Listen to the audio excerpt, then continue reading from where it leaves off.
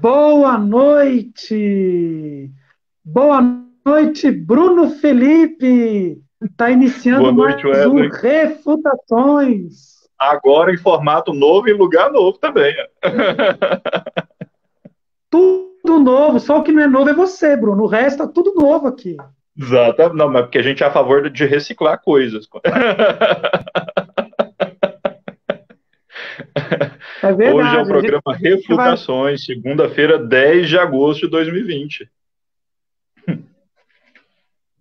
É isso aí, é momento de refutar, questionar, indagar, perguntar, de não aceitar, de sermos rebeldes e não aceitarmos esses desmandos da sociedade. Aliás, dos governos, né?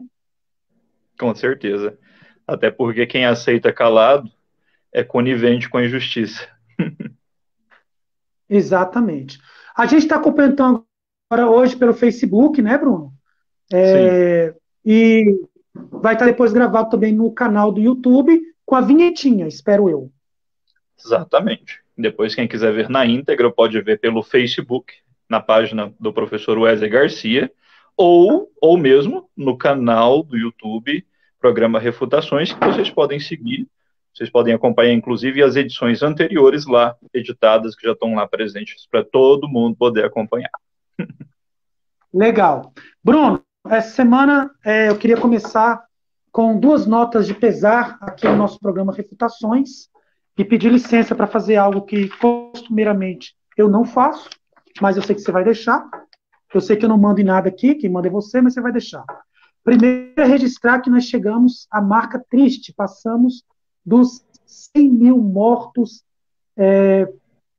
por essa doença, né, a COVID e tem sido, Covid-19 tem sido lamentável, especialmente as declarações do presidente da República. Então, nós tivemos aí mais de 100 mil famílias que hoje estão chorando a perda de um ente querido. É muito triste. E também lamentar profundamente a perda do nosso grande Dom Pedro Casaldáliga, que veio a óbito, que é o símbolo da luta pelos direitos humanos, pelos direitos da sociedade, uma sociedade mais justa, fraterna, igualitária. E queria dizer o seguinte: vamos lá? Está sendo gravado já, né, Bruno? Sim, já estamos ao vivo. Ok. Malditas sejam todas as cercas, malditas todas as propriedades privadas que nos privam de viver e amar. Malditas sejam todas as leis amanhadas por umas poucas mãos para ampararem cercas e bois, fazerem a terra escrava e escravos os humanos. Pedro Casaldáliga, citando o grande Dom Pedro Casaldáliga, nós iniciamos hoje aqui então o nosso programa Refutações e que sirva, né, Bruno, como inspiração para lutarmos por uma sociedade mais justa, fraterna e igualitária. Bruno, quem é que vai participar com a gente hoje Grande, aí? Fala aí. só um adendo, grande em todos os sentidos. Né? O Dom Pedro, uma pessoa simples, admirável, e que, independente da religiosidade, da coisa da igreja, ele pregou aqui valores universais, deixou um exemplo que merece ser seguido, levantou bandeiras que nós não podemos abandonar por aí. Então, a luta continua, né? Hoje nós temos É, o professor conosco, o professor Erlando Rezes e a professora Rivânia Moura, para discutir os ataques à universidade pública, né, que neste último ciclo temporal, que é a época do negacionismo, é a época do revisionismo, é a época de tanta coisa terrível que tem acontecido no Brasil, nesse último ciclo se acentuou esses ataques à universidade. Então, é um assunto que a gente precisa discutir, e discutir com paixão, mas racionalidade, consenso democrático e com a ideia da grandeza que as nossas universidades têm e do quanto elas são necessárias se a gente quer construir um Brasil melhor do que esse Brasil que nós temos, né, Wesley? não, e sem dúvidas. As universidades públicas, que o governo chama de balbúrdia, né? As universidades Exatamente. públicas têm dado um exemplo, inclusive, sobre a questão da pesquisa e a ciência. Esse momento de pandemia que nós vivemos, agora é que tínhamos que estar investindo pesado na ciência, na pesquisa e nas universidades públicas. Ao contrário, vem sofrendo vários ataques desse governo Bolsonaro, e hoje a gente vai estar, então, convidando, já queríamos convidar, pedir para que possam já participar conosco, entrar aqui ao vivo, a professora Rivânia Moura, que é professora do Serviço Social da Universidade do Estado do Rio Grande do Norte, e ela é ex-presidenta da Associação dos Docentes da Universidade Estadual do Rio Grande do Norte, e também do ANDES, a nossa professora Rivânia Moura, e também estará conosco hoje o professor Erlando Rezes, sociólogo, professor da Faculdade de Educação da Universidade de Brasília e membro atual da diretoria executiva do ANDES. Sejam muito bem-vinda e bem-vindo, professora Rivânia, professor Erlando. Bruno? Sejam bem-vindos, professores. Uma honra estar aqui nesse bate-papo com vocês hoje. E, claro, com certeza, uma noite em que nós vamos aprender muito. Então, já estou ansioso aqui e vamos lá. Que legal. Sejam muito bem-vindos. Para nós é de suma importância a participação. Bom, hoje é um formato inovador desse programa nosso, Refutações, que realmente hoje vai ser um formato bate-papo, até mais democrático do que os formatos anteriores. E nós hoje vamos mudar também a nossa metodologia. Nós vamos começar, então, com uma análise inicial de ambos os professores. Vamos iniciar com a professora Rivânia, seguida pelo professor Erlando. E lembrando um pouquinho o que o Bruno falou aí, nós vivemos hoje um momento muito drástico, muito complicado, sobretudo no que se trata da educação pública, a educação superior pública, universidades, a educação como um todo.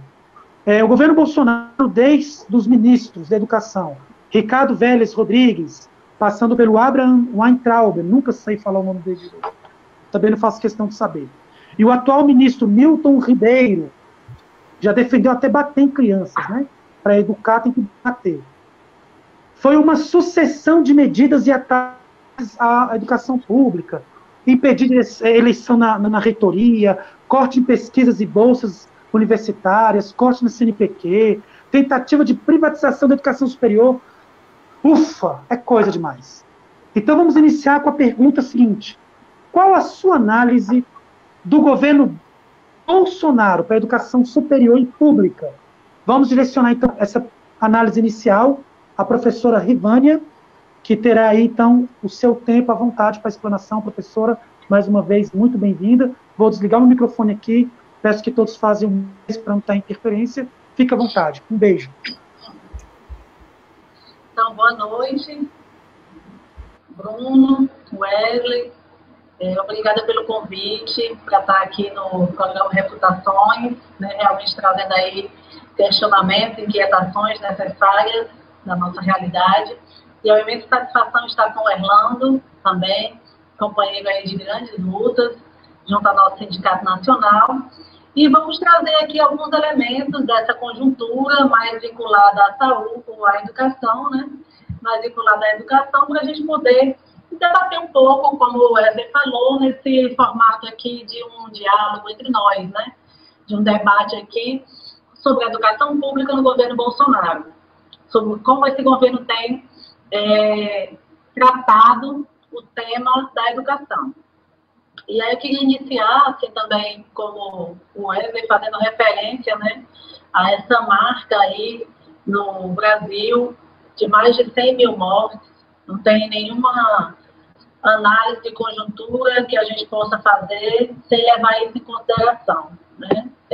São mais de 100 mil mortes que têm, em grande medida, a irresponsabilidade do governo federal, a ausência do governo federal de uma política efetiva de combate à pandemia, de 5 meses de pandemia no Brasil, e nós não temos até hoje uma política efetiva de combate, apresentada pelo governo e encampada pelo Ministério da Saúde, que, diga-se de passagem, há 70 dias, mais de 70 dias, desde 15 de maio, nós não temos ministro da Saúde.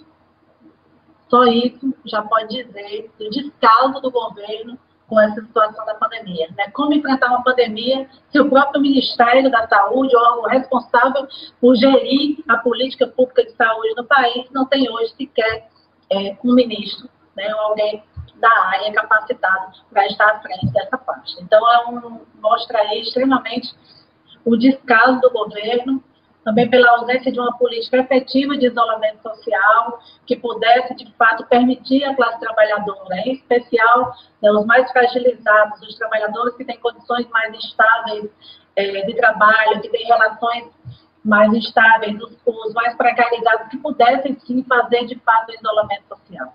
Desde o início, nós não tivemos uma política efetiva de isolamento social, que garantisse que as pessoas pudessem ficar em casa e se alimentar e viver.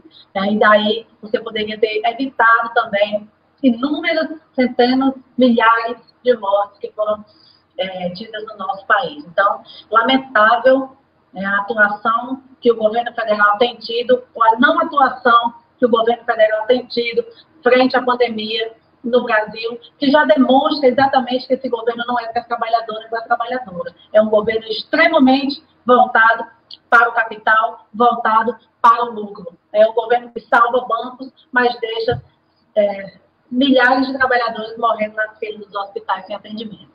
Então, com essa denúncia, né, e com essa revolta e essa tristeza do que tem sido a pandemia no Brasil, que a gente inicia essa noite para tratar do tema da educação, nesse contexto que a pandemia trouxe, que se acirrou, né, uma crise política, econômica, social, sanitária, uma crise aí em vários aspectos e que nós temos sofrido aí imensamente com isso.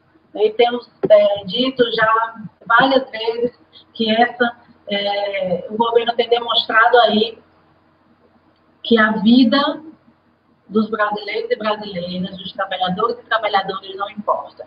É uma defesa do lucro, é uma defesa intransigente de abrir comércio, de voltar à economia, de botar tudo para funcionar, sem pensar nas vidas que se foram, nas vidas que estão aí, né, sofrendo por conta dessa situação. Então, é lamentável, é revoltante, é com muita indignação que a gente inicia esse dia, esse debate, que a gente tem feito essas discussões. E aí, com relação à educação, o Wesley e Bruna, que a gente tem discutido muito, e a gente precisa ter uma luta muito grande em defesa da educação pública, como um dos grandes patrimônios da classe trabalhadora desse país, que precisa ter acesso à educação, e que esse governo também tem tratado com desprezo, assim como tratou a saúde, assim como tratou a pandemia, também a educação tem sido, né, tratada de forma bastante irresponsável pelo governo federal.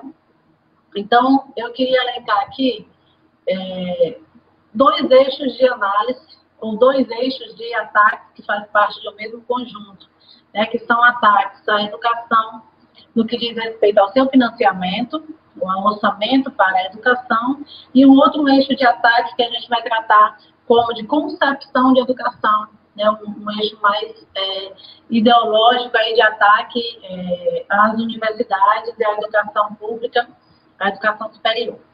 Então,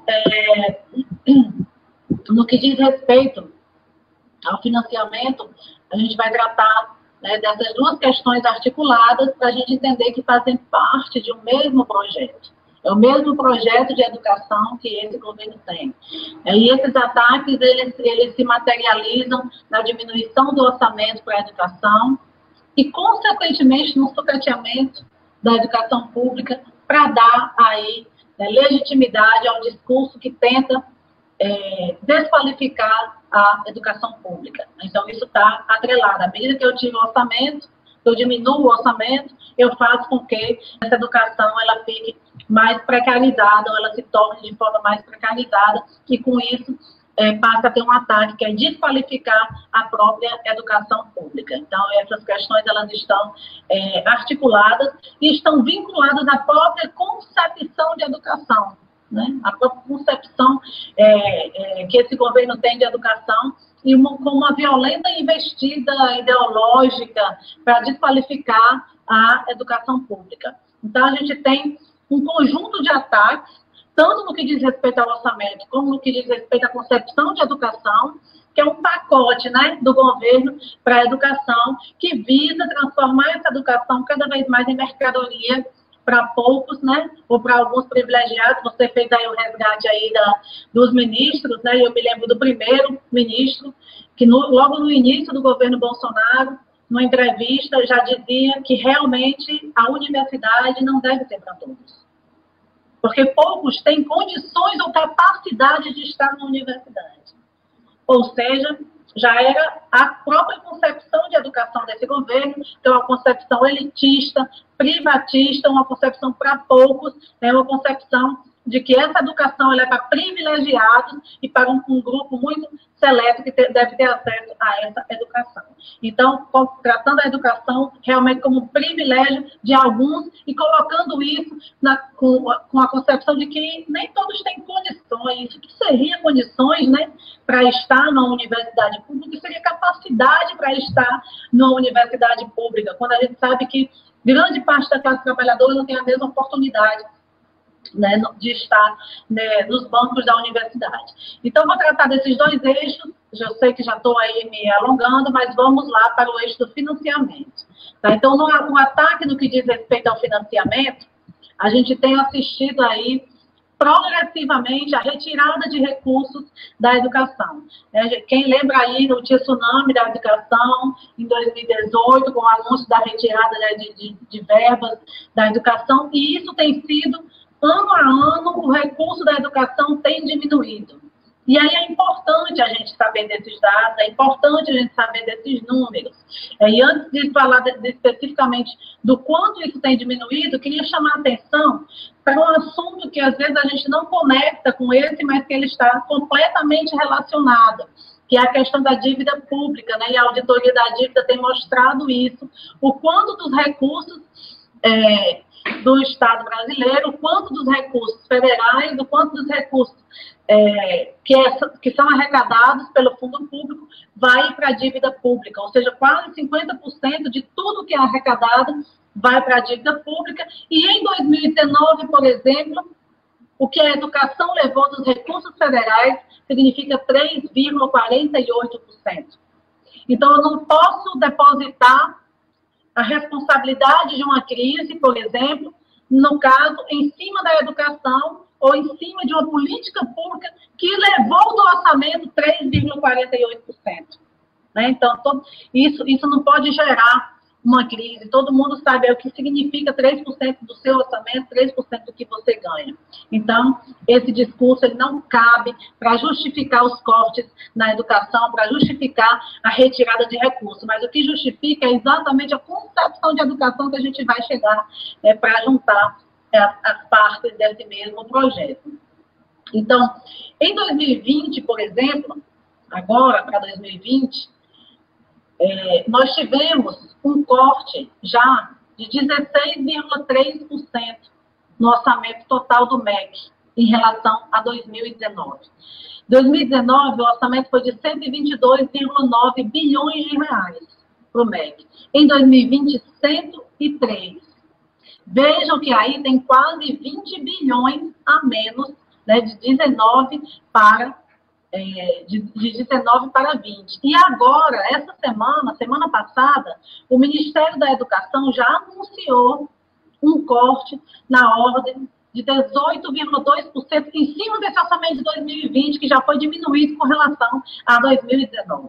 Ou seja, que 2019 já teve diminuição com relação a 2018. Então, você tem um sistema que progressivamente tem retirado recursos da educação. Então, isso faz parte desse projeto e de descaso do governo federal com a educação, que tem demonstrado ser, principalmente agora, nesse momento, nossa grande arma, né? Olha lá nos hospitais universitários, olha lá os pesquisadores fazendo ciência, tentando encontrar soluções, fazendo testes, produzindo equipamentos de baixo custo. Então, tudo isso é fruto das nossas universidades e da nossa universidade pública, que precisaria o quê? Ter mais investimento. E mesmo assim, com todo o papel que a universidade pública tem demonstrado, o potencial que a universidade pública tem, nesse momento o governo já anuncia para a lei orçamentária de 2021 um corte de mais de 18% nos recursos para as universidades e institutos federais.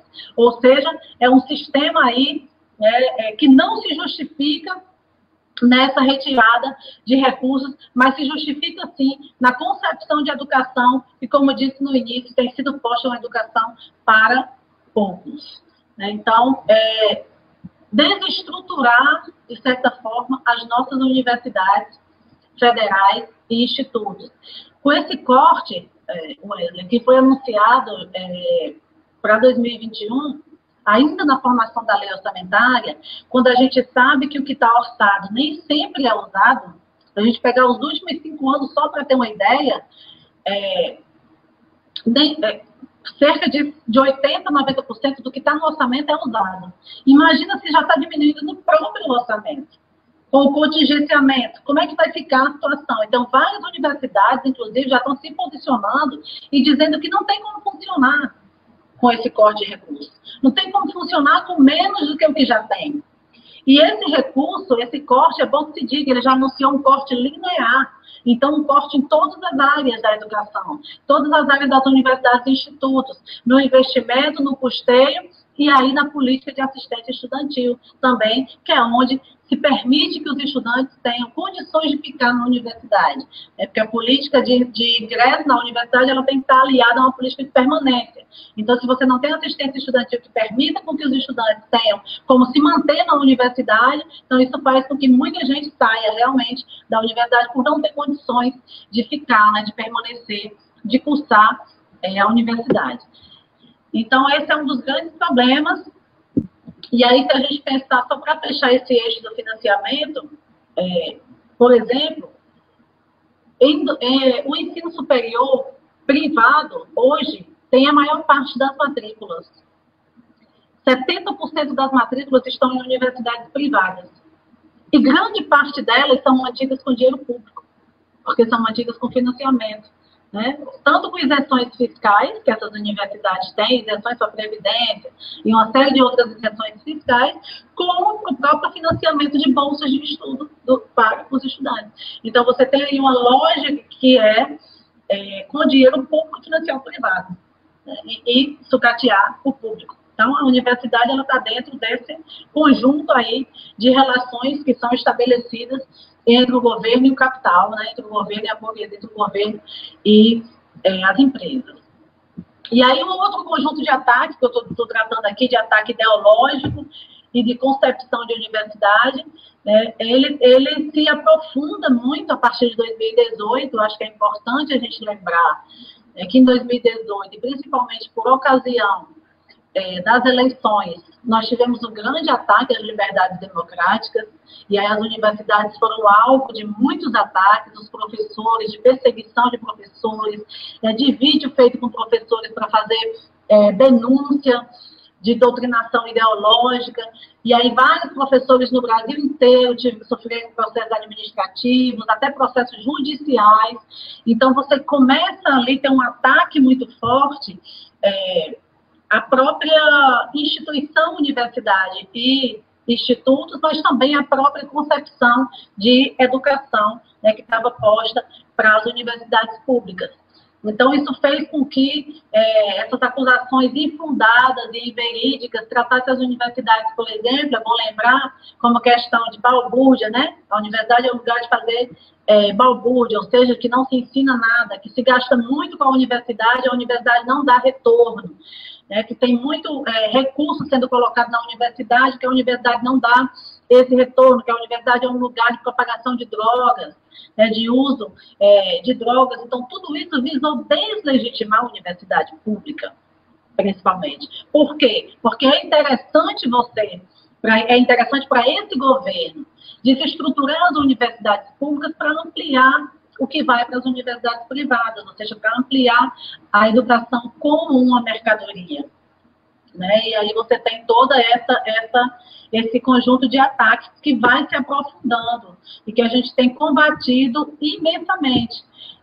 Semana passada eu assisti uma live do professor Roberto Leste, que foi na nossa universidade, da Estadual do Rio Grande do Norte, e ele trazia um dado que 40% das universidades e institutos federais que mudaram de direção já nesse governo Bolsonaro, ou seja, que fizeram o processo de escolha, né, para reitores dessas universidades, 40% delas hoje está sendo gerida por alguém que não foi escolhido pela comunidade acadêmica, né, que não foi o eleito, que não foi o mais votado, mas ou é um interventor, ou é alguém que foi nomeado que sequer foi escolhido pela comunidade acadêmica. Então, isso é muito grave, isso é um ataque muito forte à nossa democracia nas universidades, à democracia interna das universidades. Isso é um ataque frontal do governo à democracia.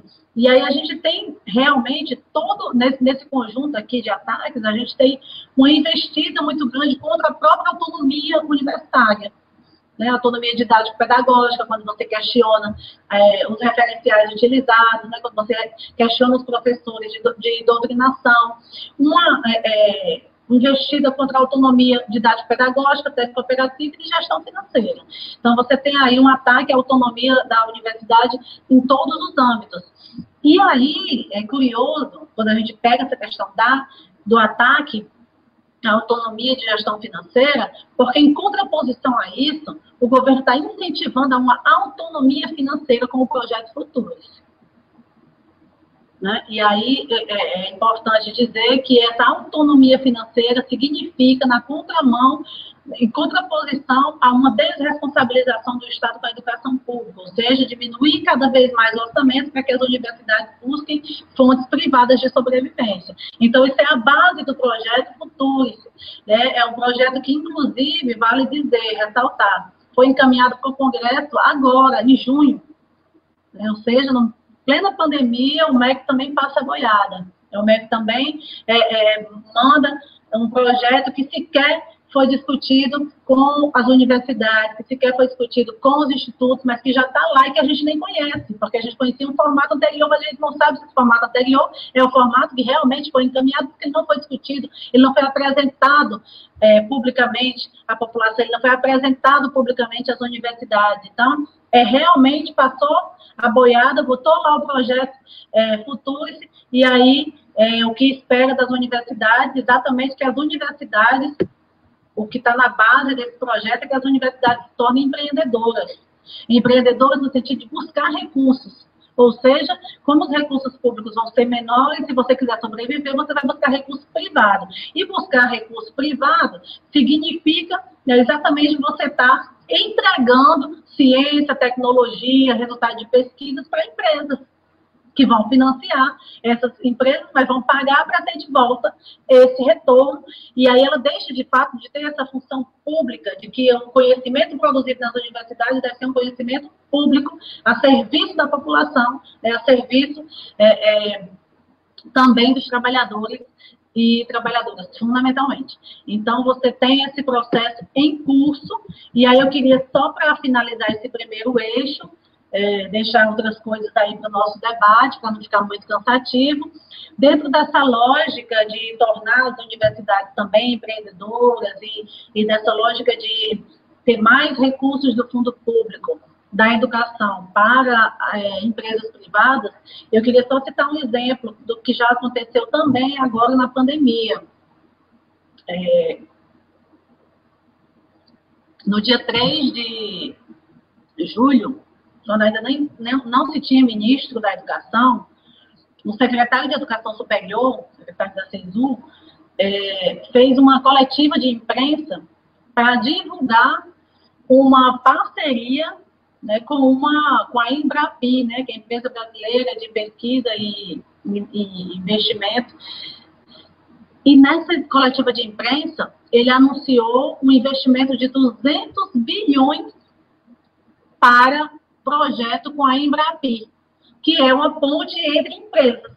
Então, é uma OS, a Embrapi é uma OS, criada para servir de ponte entre as universidades e empresas privadas. E para esse projeto, anunciado no dia 3 de julho, tinha um montante de 200 bilhões. Ou seja, você corta recursos da educação, já anuncia um corte para 2021, e é o mesmo passo que faz isso, destina grande parte dos recursos da educação para projetos com empresas privadas. para onde está indo realmente, né, o recurso da educação e que perspectiva de educação.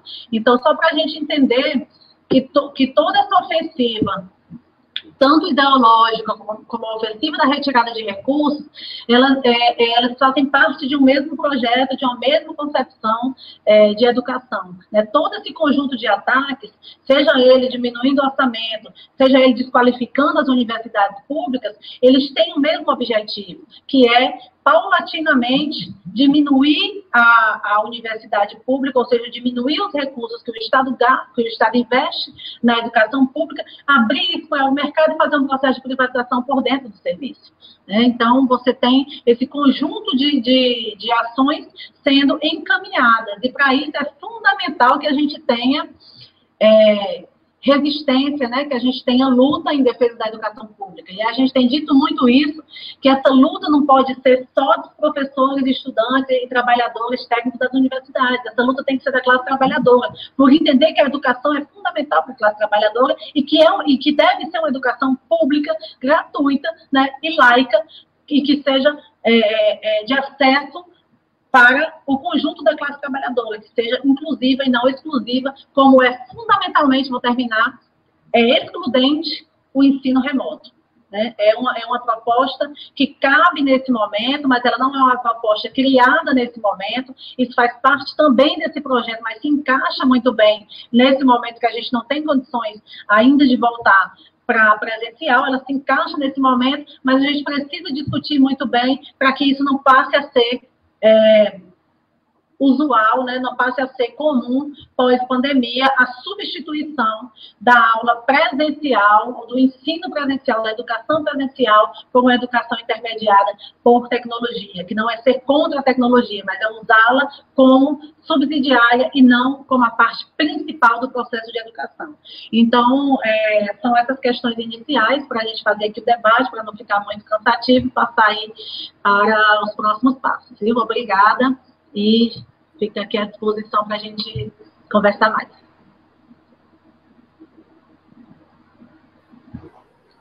Obrigado, professora Rivânia, na sua análise inicial aí, e até adianto bastante coisa que a gente vai estar discutindo aqui no decorrer do debate. Passo agora ao professor Erlando. Alguns comentários aí já, né, Bruno? Muitos comentários. O pessoal aí registrando, Grupo Consciência Presente, a Nilda que colocou, o professor Erlando, ele coordena muitos grupos de extensão de pesquisa, dentre eles a gente cita aí o Formancipa, Pós-Populares, o Grupo Consciência, que está sendo registrado aqui, com a participação de algumas pessoas, e também o LEIA, que funciona no município do Novo Gama. Professor Erlando, qual é a sua análise do governo Bolsonaro para a educação superior e pública? Peço que os demais desliguem os microfones agora, por gentileza, para deixarmos a análise mais à vontade do professor Erlando. Boa noite, professor, mais uma vez, muito obrigado. Boa noite, Wesley, Garcia, boa noite, Bruno, Felipe, cumprimentar o programa Refutações, um programa que tem feito boas atividades, bons debates, eu tenho visto alguns, né, e aí na interação mais próxima com o Wesley, que estudou, fez mestrado aqui na Universidade de Brasília, então a gente mantém contato até hoje. Ele que também ajuda nesse programa que ele acabou de falar, que é o programa Pós-Populares, é um programa de extensão que ajuda na democratização do acesso à universidade pública, né, pela via da elaboração de projetos de pesquisa discutido coletivamente com agentes da comunidade, pessoas interessadas em furar uma barreira grande ainda na universidade, né, que é a pós-graduação, ainda muito elitizada em seu acesso. Então, Wesley faz essa contribuição, a gente cumprimenta, então, vocês dois, e saudamos esse belo programa. Cumprimentar a querida Rivânia, colega, militante junto ao Andes, junto com a gente, está aí na trincheira de luta, vocês puderam ver aí o quanto que Rivânia está afinada com esse debate aí de ataque do governo federal às universidades e à educação superior, que não é difícil, né, gente? A gente fazer hoje uma análise sobre esses ataques, que é só o que tem acontecido ultimamente, né? Então, eu inicio lembrando, né, tanto o Wesley como a Rivânia já fizeram referência, mas a gente não pode deixar de lembrar esse número, né, dramático da saúde pública aí, de mais de 100 mil mortes pela Covid-19. Né, isso foi no sábado, então já ultrapassamos isso. Né?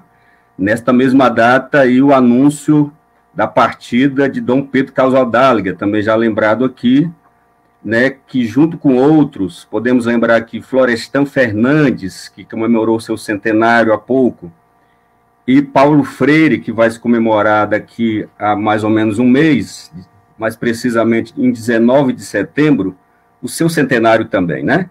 Então, junto com estes, né, Dom Pedro Casaldáliga ajudou a formar uma militância de base social forte nesse país, e nós o saudamos aqui, então, nesta live, compartilhada aí com a Rivânia. Bem, como eu disse, né, não é difícil a gente pontuar os ataques, a Rivânia já fez boas referências, eu vou procurar não repeti-las, né, talvez reforçar algumas, não é? Mas dizer inicialmente que a educação, na verdade, ela vem sofrendo um ataque sem interrupção desde os anos 90, não é? Um projeto do capital, portanto, para a educação. Isso sobre a égide ou sobre a força do chamado neoliberalismo, né, que nós já conhecemos os seus pressupostos, não é? Como é que foi isso lá no início, né, dos governos de Fernando Collor, Fernando Henrique, Itamar Franco, né, que se projetou, portanto, no tempo e no espaço, e veio se fortalecendo com organismos como o Banco Mundial, né, a Organização das Nações Unidas para a Educação, Ciência e Cultura, a Unesco, a Organização Mundial do Comércio, não é? Isso que Rivânia nos pontuou acerca de mercantilização da educação, né, que faz com que haja uma desresponsabilização do Estado, né, com a educação pública, uma apropriação do fundo público, né, e uma retirada de direitos sociais da classe trabalhadora, já lembrada aí nos comentários pela Lara Andréia, né?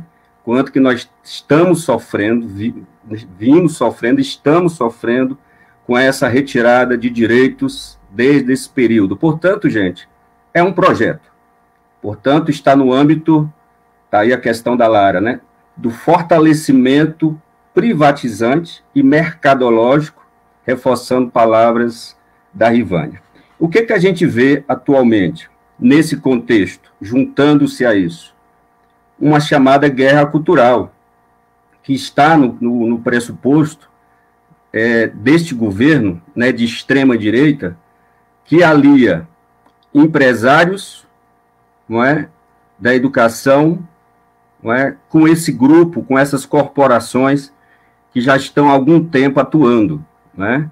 A Crota é uma delas, mas tem, obviamente, uma série de outras, né, instituições investindo nesse setor. Que aí forma-se uma que a gente chama, no Andes, né, uma tripla aliança, né, entre os conservadores, os fundamentalistas e os empresários, né, sob a guarida dos militares, é claro, né, cada vez mais influente nos rumos do governo. Se a gente for olhar um pouco, né, os gestores do Ministério da Educação, a gente vai ver esse conjunto, né, essa tripla aliança aí atuando em torno da nomeação ou não nomeação, né? O Decotelli, né, o Carlos Decotelli, era o nome da ala militar para atender os interesses empresariais, que teve toda aquela problemática em torno da falsidade no currículo, né? O Renato Feder, que foi cogitado e nem chegou a assumir, né, ele tinha, obviamente, um anseio, né, uma ligação tanto pelo mercado como pelos militares, né, e ele ajudaria, naquele momento de forte pressão pelo impeachment, né, que o Andes chegou a ser signatário em 2 pedidos, com o Centrão, quer dizer, aproximação com o Centrão, com os partidos do centro, para, de fato, salvar o seu mandato político, né? E aí, os olavistas, né, chamados olavistas, né, que é a ala ideológica desse governo, então assumiu uma postura e fez com que Renato Feder não assumisse. E aí veio o Milton Ribeiro, né, que já foi falado aqui do castigo, né, da defesa de castigos físicos, né, que ele é defensor, né, já começou com essa situação, mas foi legitimado por ser ex-reitor do Mackenzie e fazer parte do Conselho Deliberativo da entidade mantenedora, né, desta universidade. Então, já não teve a pecha do anterior, né, com relação ao currículo. Mas não é para se esperar muita coisa, porque aí se mantém o mesmo alinhamento político, né, vídeo que a Rivânia acabou de falar com relação à universidade ser um lugar de perversão sexual, né. Então, as suas primeiras designações, seus primeiros ataques foram dirigidos à universidade. E aí contraiu o Covid, deu uma desaparecida de cenário, né? Mas toda a política de ataque à educação continuou com essa guerra cultural e, obviamente, aí ataques à questão da educação pública e gratuita, vindo, obviamente, pressão em torno do projeto privatizante, já falado também aqui. E aí, gente, não vamos esquecer, todo esse perfil de guerra cultural, né, e de ataques à educação, perpassa por algumas questões centrais, né, como, por exemplo, a militarização das escolas, né, tem pesquisadores, inclusive, nos assistindo aí, que faz, o próprio Wesley, né, também fez pesquisa sobre isso, como é que isso tem se acentuado na educação pública, né, visando, obviamente, todo um perfil político-ideológico de formação de estudantes para um determinado tipo de comportamento alinhado com um perfil mais conservador, né? A tentativa de aprovar projetos defendidos pelo movimento Escola Sem Partido, já que o projeto em si, né, não decolou como eles queriam, então eles ficam pegando nuances desse projeto e tentando, obviamente, aprovar, né? Como, por exemplo, um lobby pela chamada educação domiciliar, né, homeschooling, tem crescido, o STF se posicionou, mas, obviamente, várias as formas, e nós estamos vendo agora, inclusive, uma intromissão disso, né, na forma de se fazer a educação agora, na pandemia, com relação ao ensino remoto, que aí as coisas ficam se misturando de tal sorte que os defensores, eles se projetam cada vez mais, né, com esse momento. O governo aproveita muito desse momento da pandemia, a Rivânia já falou, né, de passar a boiada, para aprovar tudo isso que está no cerne desses projetos todos. Aí que nós estamos acompanhando com mais força de governo Temer para cá, né? O que mais nós estamos vendo com relação a isso? A Rivânia já falou, não vou falar, dos cortes nos investimentos em educação, vídeo o fato mais recente, do corte de 18%, mas para 2021. Mas é preciso lembrar que esses cortes vêm acentuadamente, né, feito desde 2015, 2016, vem só aumentando, né, depois da emenda constitucional 95, mais ainda, né, com a questão do gasto público. E aí esses ataques às instituições públicas de ensino e pesquisa, na verdade, ficaram mais sistemáticos, né?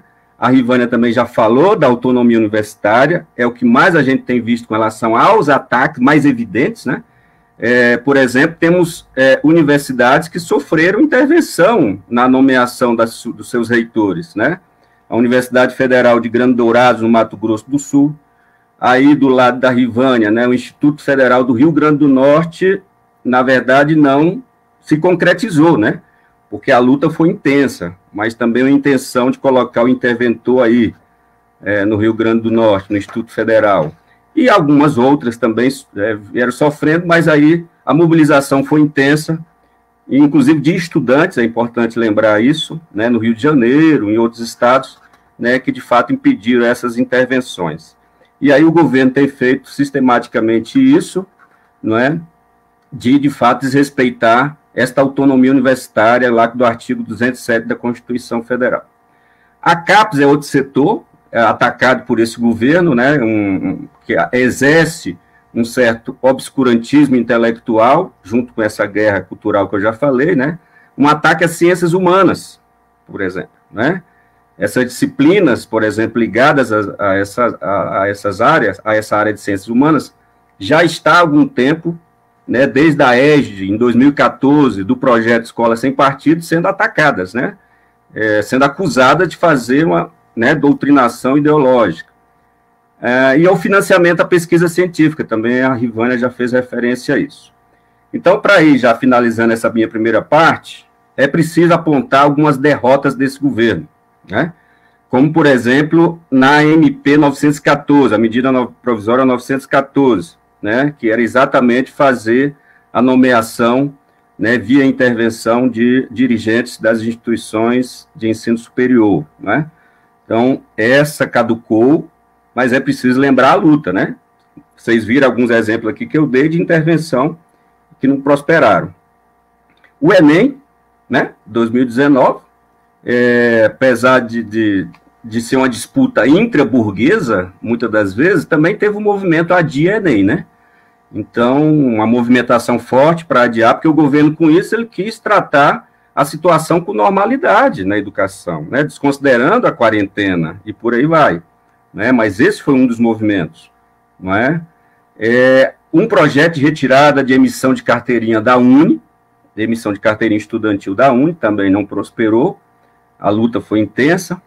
A devolução da MP 979 de 2020 pelo Senado, né, após uma forte mobilização social, em seguida, no mesmo instante, né, que previa, de novo, né, seria uma reedição da 914, né, a designação de dirigentes pro tempore, enquanto durar o estado de pandemia, né, a vigência do período de emergência em saúde pública. A retirada de incentivo de cota de indígenas, negros e pessoas com deficiência também, né? Chegou até a portaria, né? Coincidentemente, logo depois que a nossa universidade, né, resolveu expandir para pós-graduação, pelo menos uma vaga em cada programa de pós-graduação, né?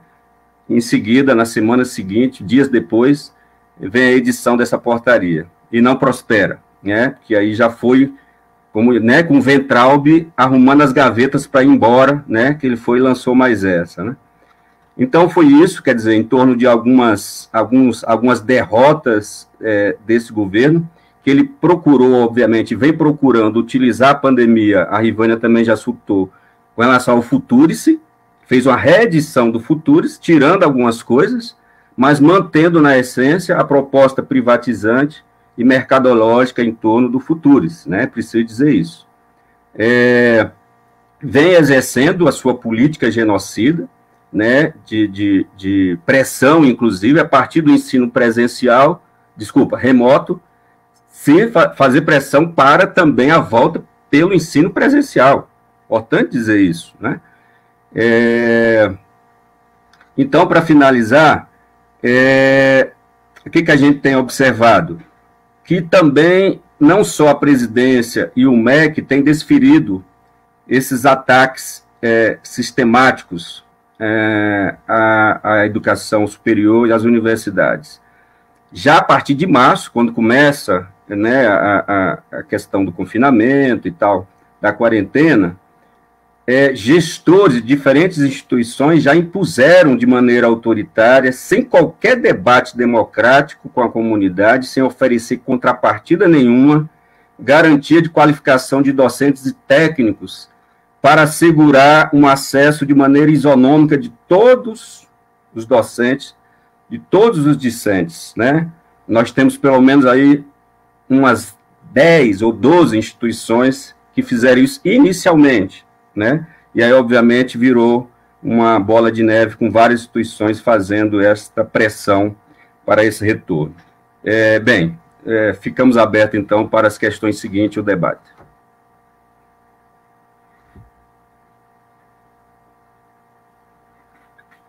Bom, professores, vamos continuar aqui para a próxima questão. Eu vou colocar essa questão aqui para o professor Erlando.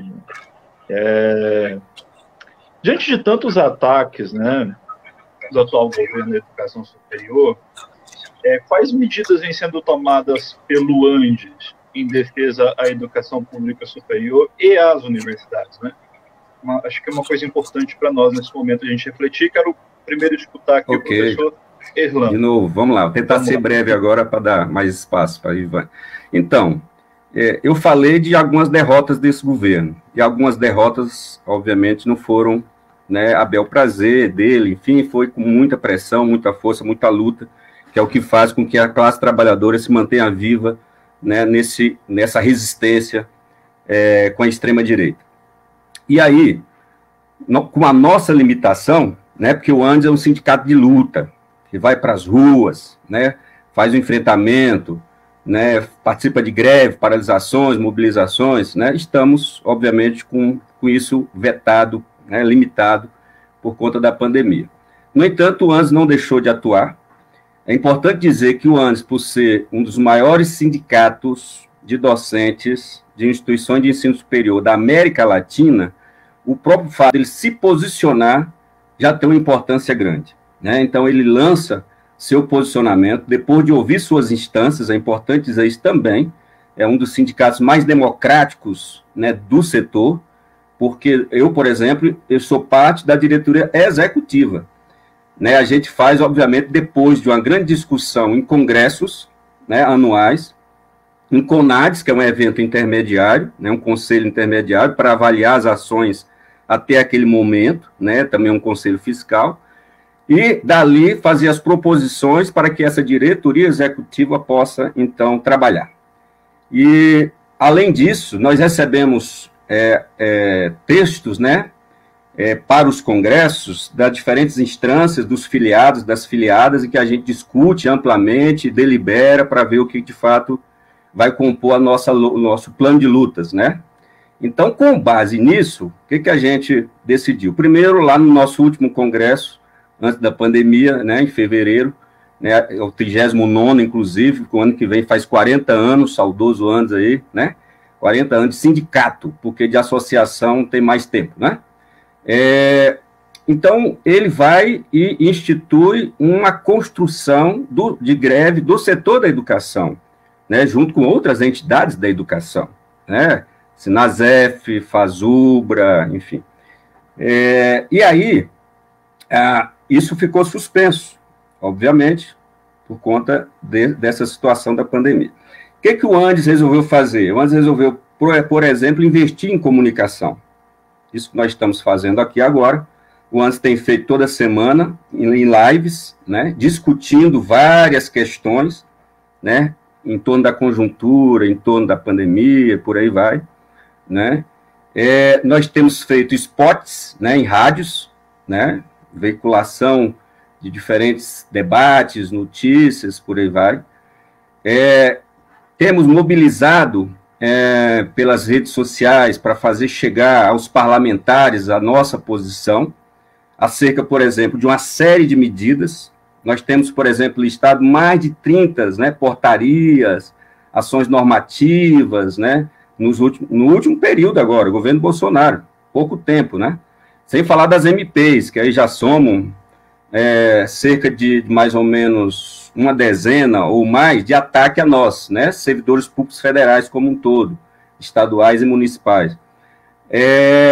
A gente tem feito mobilização via as redes, né, tem o tuitaço também que a gente tem apoiado e feito, panelaço, né, mobilização virtual, não sei se vocês já viram como é que acontece, né, está na Esplanada, por exemplo, virtualmente, você se apresenta lá na Esplanada pelas redes, né.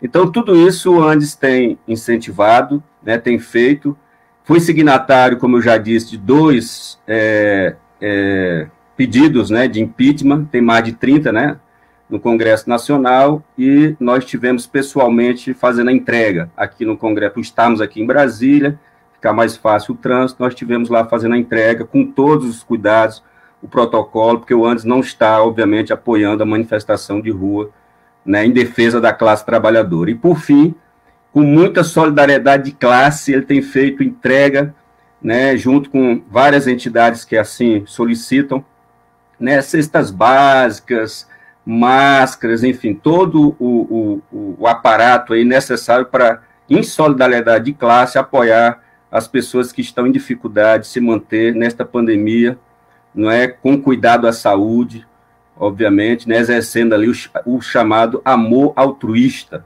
não é?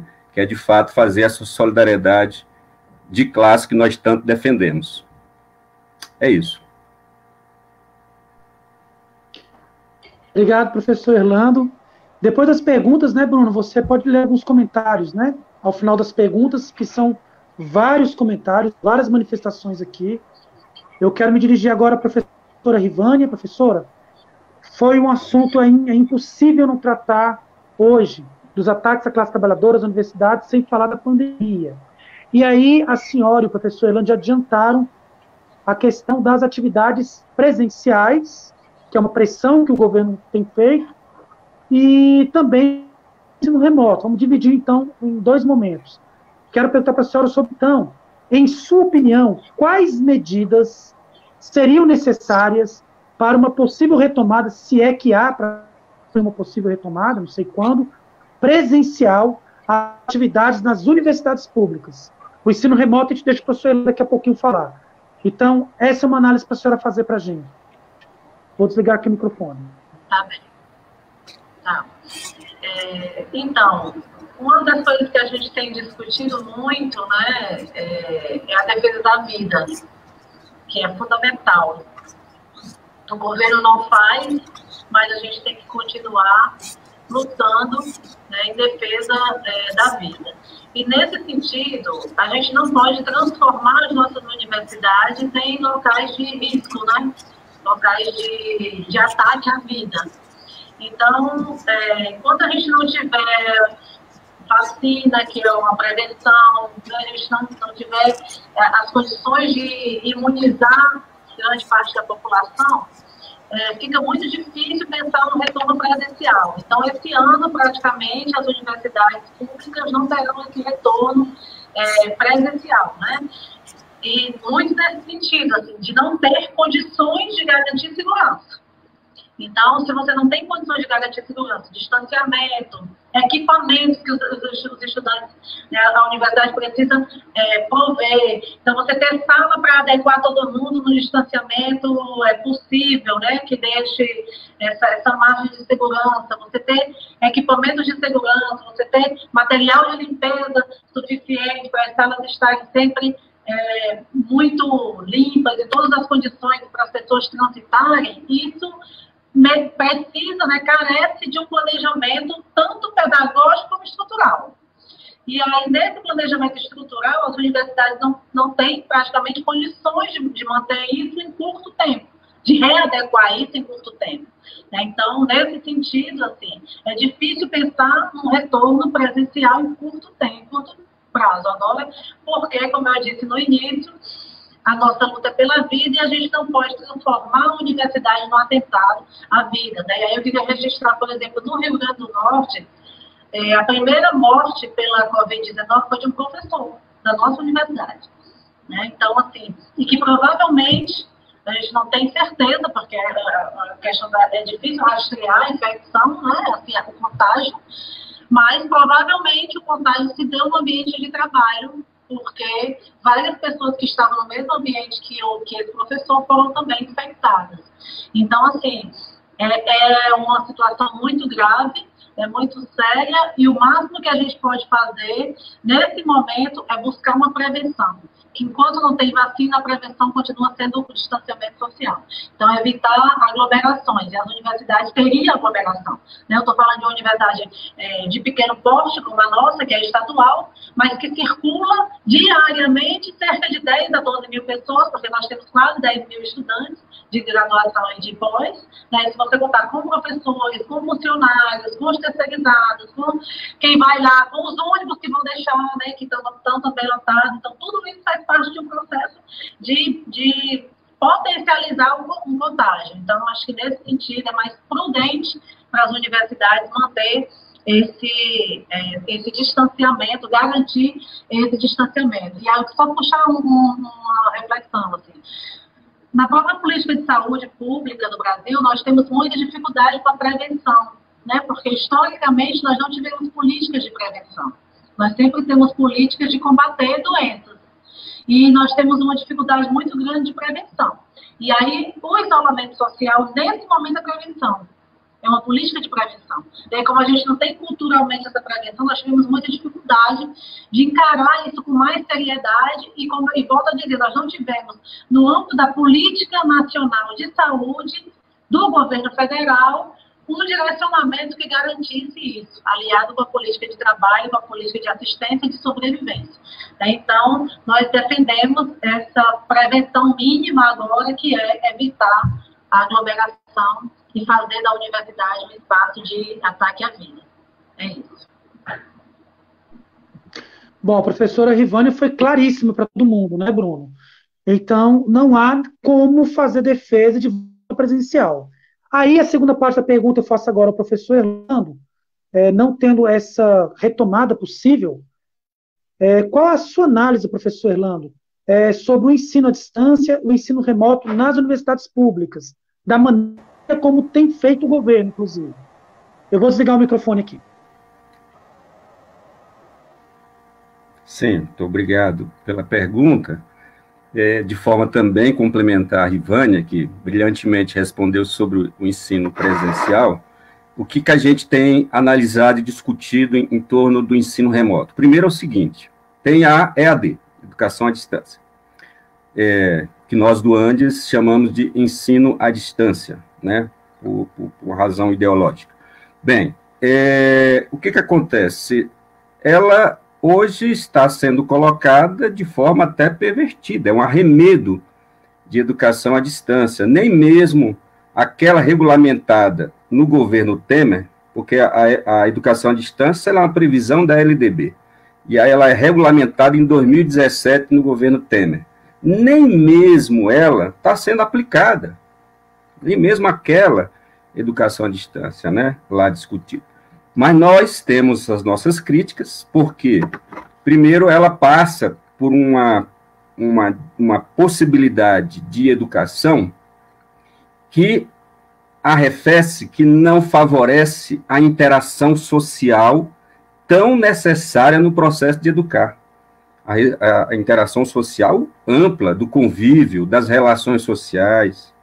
Não é? No nosso caso da universidade, como é que nós vamos fazer funcionar o tripé junto com a extensão universitária, né? Inclusive, este seria um momento chave para nós discutirmos bem esse tripé, ensino, pesquisa e extensão, favorecendo a pesquisa e a extensão para o combate à Covid, por exemplo, né? Portanto, é uma EAD que não nos interessa, né? É uma EAD, de fato, pervertida, né? E que tem esses problemas. Um segundo fator é da mistura ou da confusão entre o público e o privado. Ou seja, você está na sua casa, oferecer seus equipamentos, seu computador, sua rede, é o que nós estamos fazendo aqui agora, né? Oferecer todo o seu espaço privado para esta relação, sem falar no que acontece nesse ambiente privado da casa, né, gente? Porque a gente sabe, por exemplo, pela lógica do patriarcado, do racismo, por aí vai, a gente tem uma série de implicações para vários setores, as mulheres, os negros, né? Vem a questão da desigualdade econômica, né? Porque nem todo mundo tem uma internet necessária e suficiente para acessar. A gente vê mesmo entre nós, né? Quantas vezes caímos, né? Não conseguimos acessar e por aí vai. Então, tem estas limitações de acesso também. Tem um outro fator agravante que, para nós da educação, do Andes, né? Enfim, de posicionamento ideológico como nós temos, que é o uso de plataformas privadas. Nós não temos plataformas públicas, né? Nós fazemos uso do Stream, né? Do Google Meet, né? Favorecendo esse setor, gente, largamente, né? Eu, por exemplo, certamente vocês estão recebendo uma série de e-mails sobre isso, né? Educação à distância, plataformas privadas, por aí vai. Essa é outra questão, né? Uma outra questão, talvez uma quarta, né? Uma quinta, é sobre a segurança na apresentação no uso de materiais, Nós, no Andes, também fazemos essa discussão longamente sobre gravar vídeos, disponibilizar. Em época de discussão sobre, né, escola sem partido e suas derivações, perseguição política, inclusive nós temos professoras aqui da Universidade de Brasília, né, porque eu estou dentro da universidade, estou dentro do campus, aqui no setor residencial, que estão fora do país porque sofreram perseguição política. Uma professora, por exemplo, que trabalha com a discussão de aborto, legalização do aborto, sofreu largamente perseguição política. Fora uma série de outros casos, né, em grau menor, também sofrendo perseguição política. Agora, você imagine, esses colegas que já sofreram perseguição política, fazendo gravação de aula, deixando o vídeo disponibilizado. Ou aqui agora, a gente falando aqui, alguém pode estar gravando, né, filmando e tal, e depois lança isso aí num local perigoso. Eu, por exemplo, acabei de receber, nós estamos aqui na campanha, aqui também na universidade, em que o pessoal vai abrir os debates, agorinha, por exemplo, foi com relação aos indígenas, né? Tem gente aqui nos assistindo que estava fazendo parte disso, e foi invadida. A live foi invadida por hackers, né? Pessoas, hackers e outras pessoas, obviamente, para boicotar, né, e impedir aquela discussão, né, geralmente ligada a esse setor, né, desigualdade econômica, né, de patriarcado, de racismo, né, ligada a esses grupos aí, né, LGBTQI, né, e outros debates por aí afora. Então, vocês imaginam que situação que a gente passa de insegurança com relação aos materiais, às plataformas, a disponibilização dessas coisas nas redes. E, por fim, a precarização, a intensificação e a precarização do trabalho docente mais ainda. Você imagina, o Wesley, não sei o Bruno, mas o Wesley é professor da rede básica. Você também, Bruno, da educação básica? Bruno também. Né, o que vocês estão fazendo, né, porque já retornaram, né, nós estamos, em alguma medida, retornando, nós aqui na UNB vamos retornar agora, por exemplo, dia 17, algumas já retornaram, é claro, universidades, mas vocês já estão há algum tempo, né, tendo que se ocupar, primeiro, da qualificação para lidar com o mundo virtualizado de forma mais intensa, né, preparar materiais, saber fazer o uso, saber postar, fazer interação, e por aí vai, com os estudantes, né? Por aí vai, intensificou o trabalho drasticamente, precarizou esse trabalho, né? Cada vez mais. Bem, e sem falar do apoio que também você tem que ter, no nosso caso específico das universidades, contar muito com apoio técnico. Aí vem o pessoal técnico administrativo, por exemplo, o pessoal aqui agora de vários setores da universidade estão tendo que retornar para fazer alguns ajustes em uso de recursos, por exemplo, na química, na tecnologia, na biologia, de manipulação, né? Aqueles setores que usam laboratórios e por aí vai, para que os professores possam ministrar suas aulas, coisa que eles não são da competência deles, né? Tem que fazer, tá certo? Então, estão tendo que fazer isso, é um debate aqui que está acontecendo na universidade, certamente em várias universidades, né, acontecendo isso. Então, gente, são vários fatores que, de fato, nos colocam em condição de ser contra este ensino remoto nestas condições. Né? Não tem como a gente apoiar. De fato, nós, como disse a Rivânia, somos favoráveis ao ensino presencial em condições favoráveis, com segurança, minimamente tendo a vacina, né, para, obviamente, usarmos. Né? Porque, de fato, sem essas condições fica difícil. E a educação, assim como o setor da cultura, são os mais vulneráveis, porque a gente aglomera, as pessoas se reúnem, se juntam, tem fortes relações sociais. Então, como é que a gente volta com insegurança? Não dá. Né? No ensino remoto tem essas implicações, mas no presencial, como disse a Rivânia, maior ainda. Né? É isso. Obrigado. Ótimo. Eu posso só dar um minutinho só para complementar essa questão do ensino remoto, só para dar uma... Só a gente já discutiu muito aqui, né? Já falou bastante, mas eu acho que é importante ressaltar assim, que na sua essência, isso não pode ser considerado, não pode substituir, né, o processo de educação, de debate, de encontro, de troca que a universidade vivencia. Nós estamos num período excepcional, nós estamos num momento de extrema excepcionalidade, mas que isso seja realmente um momento de extrema excepcionalidade também para o uso dessa ferramenta, né, do ensino remoto, porque ele, na sua essência, também é excludente. Não vamos imaginar que todos os estudantes têm condições de participar, porque não têm.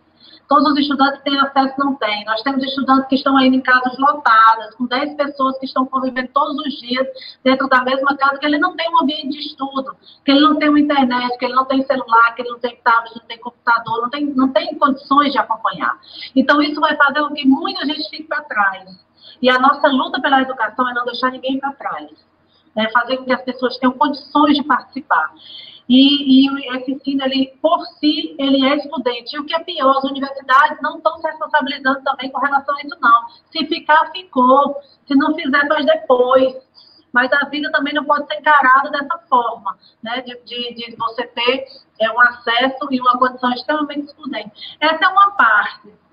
E a outra parte é, mesmo que todos os estudantes tivessem acesso, nós continuaríamos sendo contra, porque não consideramos que essa é a melhor forma de educar, né? Que essa deve ser uma forma de educação viável para a gente construir conhecimento, para a gente fazer ciência, para a gente fazer, né, construção nessa perspectiva do diálogo, do debate e da construção coletiva. Então, ela é individualizante, ela é de forma muito agressiva, transforma nossas casas, assim como as casas dos nossos estudantes, em local de trabalho.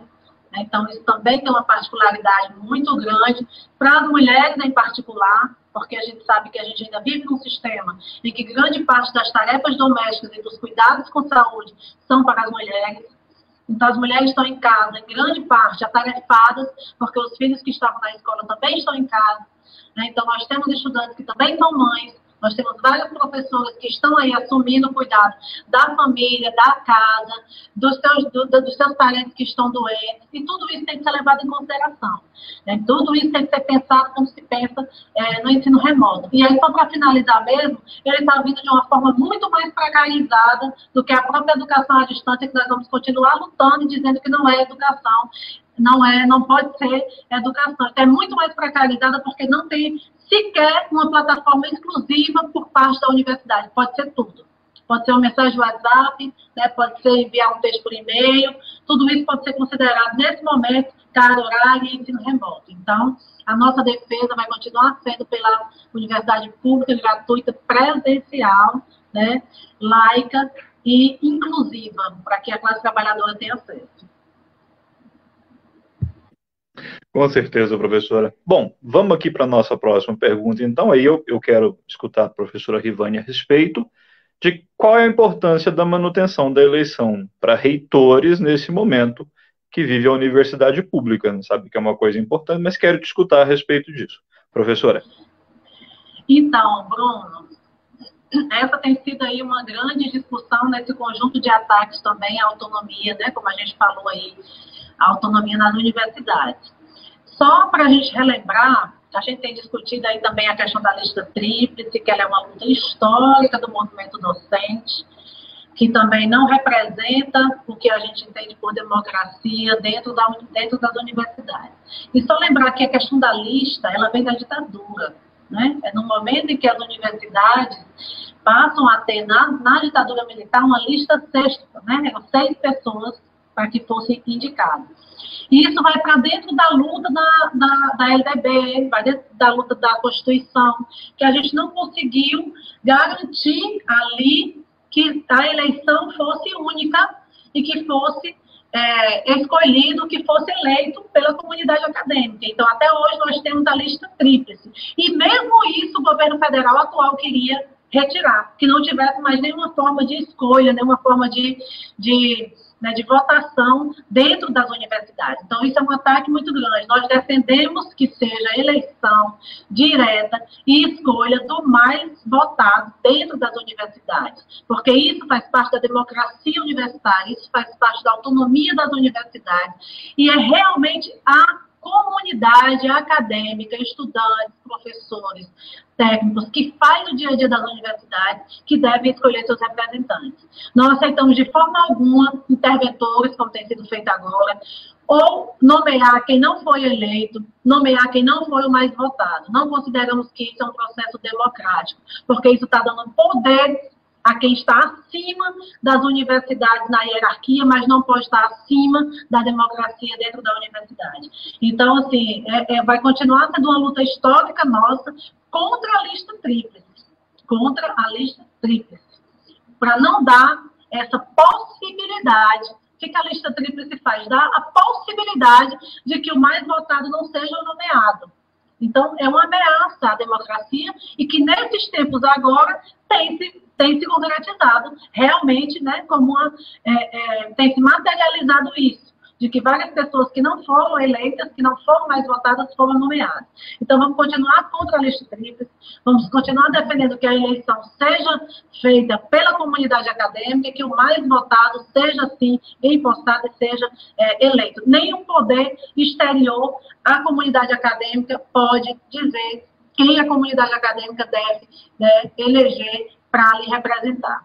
Então, foi uma vitória a gente conseguir, pelo menos, manter a lista tríplice, mas somos contra a lista tríplice no sentido de que ela também representa uma ameaça à democracia interna das universidades. E tanto representa que tem se verificado agora em tempos mais recentes, né, nesse governo Bolsonaro, que tem nomeado quem não foi eleito pela comunidade acadêmica. Então, vamos sempre fazer esse enfrentamento, sim, vamos continuar nessa luta, porque esse ataque à universidade, como eu disse, faz parte do conjunto de ataques à democracia na universidade, e isso nós não podemos tolerar, né? Nós não podemos aceitar. Não é uma coisa menor. Não, pode ser, não, mas está vendo nos 3. Não foi mais votado, mas está vendo nos 3. Pelo menos participou da eleição. Não. Não podemos admitir isso. Né? Isso é dar brecha para que, muito no futuro, muito próximo, nós não tenhamos mais nem sequer a condição de votar em quem nos representa dentro das universidades. Então, essa a nossa concepção acerca desse assunto nas eleições, que a gente tem que garantir realmente o voto, né? E aí a gente tem a questão do voto paritário, do voto em que estudantes, técnicos e professores têm o mesmo peso.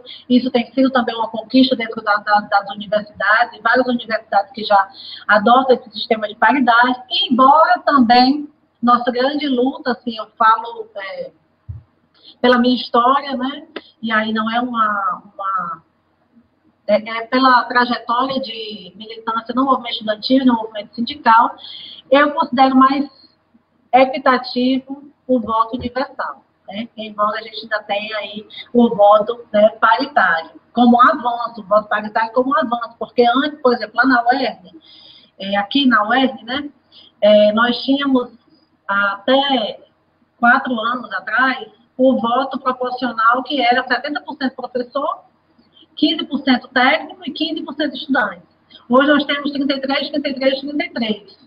Né, mas é proporcional à quantidade de cada uma das categorias. Mas que a nossa luta continua sendo que uma pessoa vale um voto. Então, e que esse voto seja respeitado e seja empossado o mais votado dentro das universidades. É isso.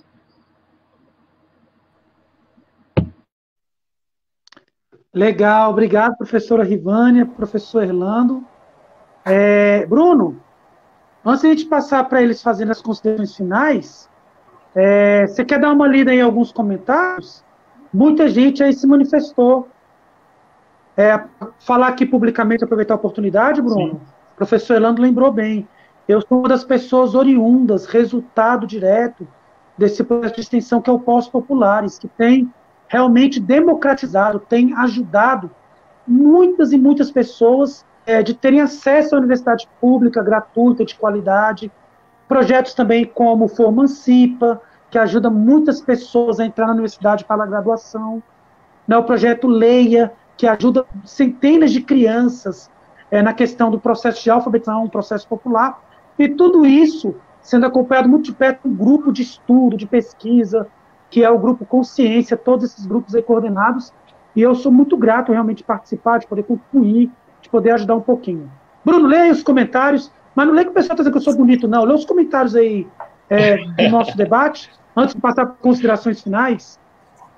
Não, com certeza. Muita gente participando aqui conosco hoje. Quero registrar a presença da Beth Canini, quero registrar a presença do Benedito Dominiense Menezes, da Lara, né? A Lenilda Perpétuo disse boa noite, bom debate. É o grupo Consciência Presente, né? Que é esse comentário. Eu vou projetando os comentários na medida em que a gente vai falando aqui. Maria Ângela presente, Raimundo Noé Milenar presente aqui conosco, Amaral presente aqui conosco, né? Destacando aí que falar sobre o ataque das universidades é imprescindível em tempos de ataque à ciência, à pesquisa e etc., né? O Luiz Fernandes Lima, né, diz que, na verdade, o programa de governo desse atual governo, um governo antipsicopata, genocídio, era claro, o ataque às universidades, institutos e escolas públicas era considerado um mal, o qual deveria ser eliminado. O discurso do presidente sobre doutrinação ideológica era um dos problemas que deveria ser eliminado. Loucura total, né, a opinião aqui, a participação dele. A Lara diz que a maior crueldade é não reconhecer que a educação é um direito e, de maneira agressiva, mercantilizar, privatizar o nosso direito social individual. A participação aqui da companheira Lara. A Magda Rejane Pereira Bonfim, mandando aqui o alô para o compadre dela e dizendo que, tá, enfim, por te encontrar, que política é um convite impossível aqui de recusar. Certamente convidaram-na para poder acompanhar conosco, ela destacando aqui. A Lara também diz que o professor Erlando legitima o trabalho de democratização da universidade pública, creio que estendendo os programas de extensão para o entorno e cidades satélites do DF. Osair Andrade, que excelente debate, né? O Luiz participou conosco aqui mais de uma vez, diz boas lembranças citadas, falando em relação aos grandes líderes e o exemplo de resistência de todos. Devemos dar continuidade aos desejos deles em relação ao Dom Pedro, enfim, as falas em que se citaram, né, até em tom de condolências, essas pessoas que nos deixaram de maneira tão abrupta, né? Estamos a cada dia mais órfãos de liderança e resistência também em relação a isso, a Magda destacou aqui. Maria Ângela, né, minha querida companheira, que disse que o debate foi excelente. O Abraão, presente aqui conosco, mandou uma boa noite, depois fez uma participação que eu quero destacar. O Abraão disse que há muito tempo, né, eles querem enfiar EAD goela abaixo, mas sem de fato garantir a qualidade dos cursos. Além do mais, existem aprendizados que não rolam no formato EAD. Uma sensatez muito grande aqui, né? A Mila destacou que é o parabéns pelo debate, sempre oportuno, e também disse logo em seguida que o professor Erlando e a professora Rivânia, muitíssimo atualizados e antenados com a realidade das universidades. Eu vou encerrando com essa participação, porque, de fato, é o sentimento que todos nós aqui compartilhamos, sobretudo da minha parte. Wesley. Não, e excelente, a gente só pôde aprender muito aqui hoje. Vamos passar para as considerações finais. Vamos começar, então, com a professora Rivânia, fazer suas considerações finais. Desde já, em nome do programa Refutações, agradecemos muito a sua participação, ter aceito o nosso convite, e esse espaço democrático, né, Bruno, está aberto para retornos, quando quiser, quando achar necessário. Professora Rivânia. Então, Bruno, Wesley, eu que agradeço, né, o convite, dizer que espaços assim são fundamentais para a gente, né, dialogar, construir nossa força, nossa resistência em defesa da educação pública. Dizer para o camarada Erlando aí, né, da satisfação de encontrá-lo, mesmo que de forma virtual. Sei que para o movimento sindical tem sido um grande desafio esse momento, né, como tem sido para todos nós, nossas vidas foram redimensionadas e nós tivemos que mudar sem que a gente esperasse, sem que a gente quisesse.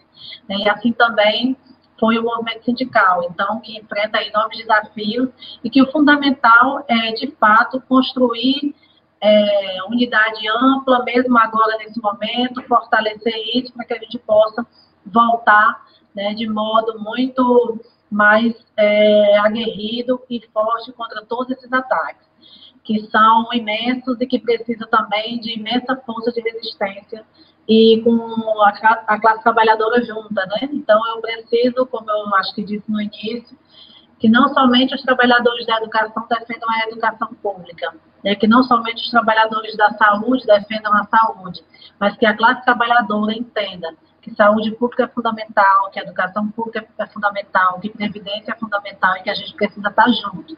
Que não privatizar a Petrobras é fundamental, né, que ter dignidade de trabalho para o pessoal aí dos aplicativos é fundamental. Então, tudo isso tem que fazer parte da nossa luta, do pessoal da periferia, né, que está aí desempregado, fazendo bico. É fundamental que a gente também entenda que a nossa luta tem que ser a luta de toda a classe trabalhadora e de todos os seus segmentos. Então, dizer da minha alegria, né, de estar aqui nesse momento, de participar desse debate, de poder conhecer o Bruno e o Wesley, né, que gentilmente fizeram o convite, e de poder reencontrar o Erlando. Agradecer a todos que mandaram aí os comentários, a gente ficava, né, vendo aqui alguns comentários passar aqui na nossa tela também, e agradecer, né, que bom que várias pessoas assistiram ao vivo e que puderam se revigorar também e trazer elementos para nossas análises futuras e também para as nossas lutas. Então, boa noite e obrigada. Nós que agradecemos. Vamos passar agora para as considerações finais também do professor Erlando, de antemão também, em nome do programa Refutações. Muito obrigado, professor Erlando, pela participação e por, junto com a professora Vânia, a brilhantar esse debate essa noite. Professor Erlando. Bem, nós que agradecemos, né, Rivânia, o espaço que nos foi dado pelo programa Refutações, nas pessoas simpáticas, né, de Bruno e Wesley, né, continue com essa vibração, com essa energia boa que vocês têm no programa, né, vida longa ao Refutações, cumprimentar aí todo mundo que fez comentário, que ficou até agora, teve paciência de nos ouvir, né, aí nesse debate sobre as universidades públicas e educação superior. Dizer que ficamos muito encantados, né, em poder passar esse tipo de mensagem, de discussão, estar junto com todos vocês, né, que nos ouve, e estar aqui na companhia da Rivânia também com esse debate profícuo, né, porque, de fato, não tem sido fácil para nós, né, sobretudo nesse momento, né, de pandemia, extremamente difícil, e ver esse tipo de relacionamento, de vibração, é muito interessante, não é? Nós temos muito, mas muito o que fazer. A luta é árdua, temos muitos desafios, como já foi apontado aqui por nós. Este último, inclusive, que a Rivânia respondeu, nós ficamos tristes por ainda existir a chamada lista tríplice na universidade. Tinha que acabar essa excrescência, né? Nem os governos últimos, né, titulados democráticos populares foram capazes de romper com isso, né? Era para ter acabado com esse negócio, era para chegar só o nome do mais votado e pronto, nomeia-se esse mais votado, a mais votada, né? Então, temos muitos desafios pela frente. O Andes tem aí feito, encabeçado, né, junto com entidades de educação, né, essa defesa, essa resistência grande que nós temos que fazer, igual disse a Rivânia. Nós temos visto aí a CNTE, né, Confederação Nacional dos Trabalhadores em Educação, chamando a greve, se possível for, para nós fazermos resistência a esse ensino remoto, né, que nós já pontuamos aqui, o que ele está fazendo, né, com nós docentes, com os discentes, enfim, a casa como um todo, né, como já pontuado também por Rivânia aqui, como que a mulher tem sido atingida, né, e pedir para que vocês também visitem a página do Andes, né, www.andes.org.br. Lá, por exemplo, vocês vão encontrar um caderno assim, né? Isso aqui, não sei se está dando para ler, mas é Projeto do Capital para a Educação, Análise e Ações para a Luta. Esse aqui, por exemplo, é o volume 3, mas tem o volume 2. E uma série de outros materiais. A nossa revista, Universidade e Sociedade, também tem vários números lá na página, inclusive a última agora, lançada no nosso CONAD extraordinário, foi agora no final do mês de julho, foi sobre Paulo Freire, uma homenagem a Paulo Freire, muitos artigos acerca do educador, sua história, sua luta, e quanto que ele nos referencia ainda em termos de educação. Muito achincoalhado, né, nos últimos anos, né, termino fazendo essa lembrança, né, por esse governo, né, que quiseram retirar o título de patrono da educação brasileira, mas nós resistimos. No parlamento também teve resistência, e esse título se mantém. E viva Paulo Freire, Viva Florestan Fernandes, Dom Pedro Casaldáliga, e vidas importam, vidas acima dos lucros, vidas negras importam, e estamos aí na resistência e queremos contar com vocês que estão aqui nos ouvindo, vocês do Refutações, junto com a gente do Andes, né, Rivânia, para fazer coro aí e fazer com que tenhamos mais prazer com a educação, né, que tenhamos esperança, né, numa educação melhor para esse país. Muito obrigado a vocês.